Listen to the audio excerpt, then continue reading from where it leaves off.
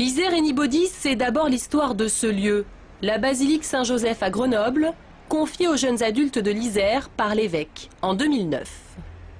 Les jeunes ont demandé à l'église, faites-nous confiance, on sait faire des trucs, on a du mal à prendre notre place dans l'église. Et l'évêque a dit, ok, je vous fais confiance, voilà, c'est pour vous, allez-y, vous en êtes responsable du coup, donc faut que vous fassiez tout.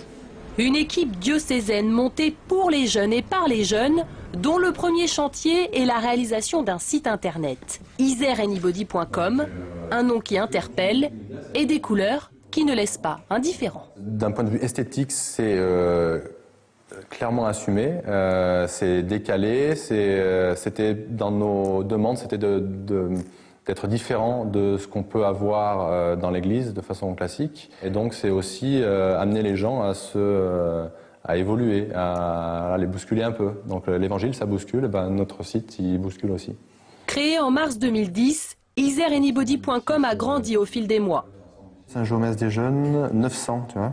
C'est quand même pas mal. Ces jeunes créateurs se réunissent dès que possible pour améliorer le contenu et la forme de leur site. Eh ben oui, c'est vachement mieux. Carrément, ouais. Tout de suite. Ouais, en plus c'est rapide. En plus c'est direct. Un espace de créativité en marge de la communication officielle de l'institution.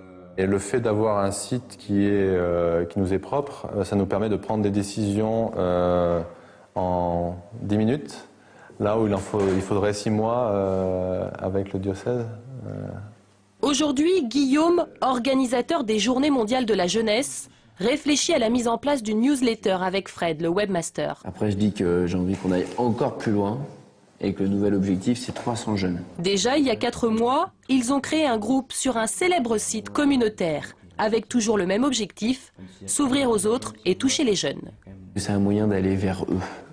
Voilà, notre objectif, c'est pas de les attirer ou de les aspirer, mais au contraire, c'est d'aller à la rencontre, donc faire la démarche, d'aller vers eux avec les différents moyens qu'ils utilisent. Donc certains utilisent Facebook, d'autres vont utiliser Twitter, d'autres vont préférer qu'on leur donne en main à main un flyer, d'autres vont préférer qu'on les rencontre, qu'on leur écrive un mail où ils vont nous demander des informations et on va leur répondre.